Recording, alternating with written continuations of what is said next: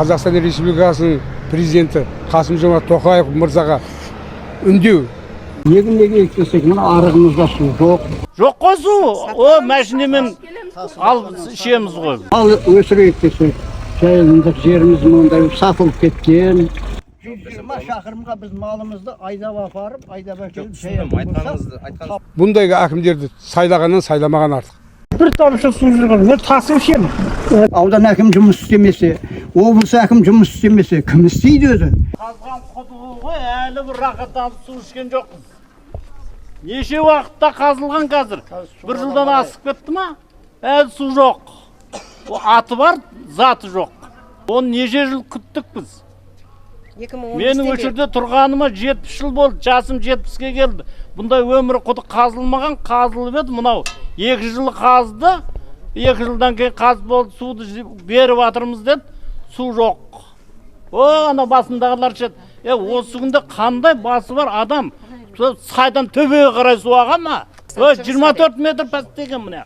Ой, су келетін болды деп мақтанып, су жоқ. Халықтан сұрау керек. Қалай қазса болады деп. Үлкен кісілер бар ғой. Жоқ қой су, о мәшінемен алып ішеміз ғой. Ол сатып алған кісі айтады. Маған айлықта жоқ дейді. Ремонтыма да не жоқ дейді. Мен қалай тез келіп тұрам берге дейді. Біз айтамыз да, шулаймыз да. Аптасына бір келеді. Бір плакса тегін береді, қалғанына 5 теңгеден ақша. Ақша алам. Мейлі ол. 10 теңге ме? Водовозшыға арзамыз. 5 теңгеден алса да, 10 теңгеден алса да арзамыз. Уақытында кемейді осы. Сода. Оның керек десең, анау машинасына бензин пұл да бермейді ғой аудан әкімшілік. Ажыратып бермейді. Берсе, ол ондай қиналмас еді. Қыруар қажы қаралса да.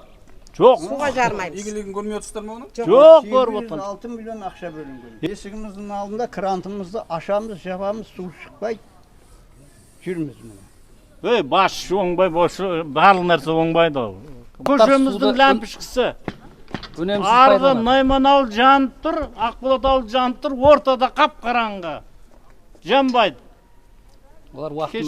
Кеше бір бәле деп айт сұрасақ, неге жанбайды десек, ақша жию керек дейді. Әне. Жоқ, ақшаны шашсын, светтің десе шашсын. Төлемейді емес, біз төлейміз. Шашсын сол ақшаны көпшілікке. Сөйт жағып қойсын.